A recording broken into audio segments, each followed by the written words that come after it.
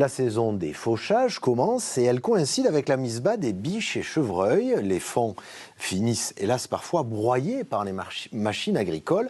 Pour éviter ça, quelques agriculteurs utilisent un drone afin d'identifier les animaux cachés dans les hautes herbes. Exemple, près de Montesquieu-Volvestre dans le Comminges avec Julie Valin et Thierry Villéger. Aux premières lueurs du jour, le drone va survoler 25 hectares de parcelles. Ouais, voilà, tiens. Hop. On va regarder où il est. Sur l'écran de la caméra thermique, une tache rouge et une température plus élevée.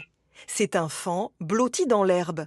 Sans le drone, impossible de repérer l'animal. Le drone, déjà, il est peu invasif pour la biodiversité.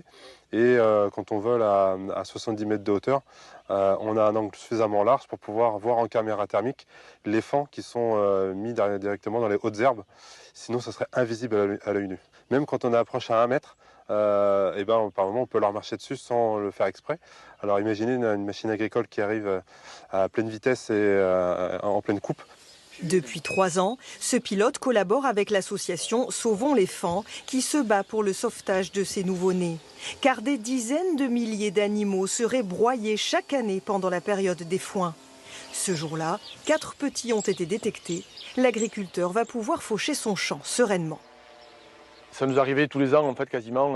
Je crois qu'une année, le maximum qu'on ait fait, c'est 5 ou 6 faons dans une saison. Donc, c'est suivant les périodes, en fait, voilà. C'est suivant la saison dans laquelle on fauche. Donc, nous, on est obligé de faire dès qu'il fait un peu beau.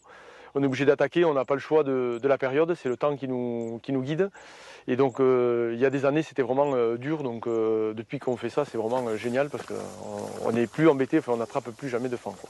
Une fois repéré, l'animal est effarouché ou protégé par des piquets de chantier. Ce service gratuit pour l'agriculteur n'est pas encore très répandu. Cette année, partout en France, 200 sauvetages ont été effectués grâce au survol de drones.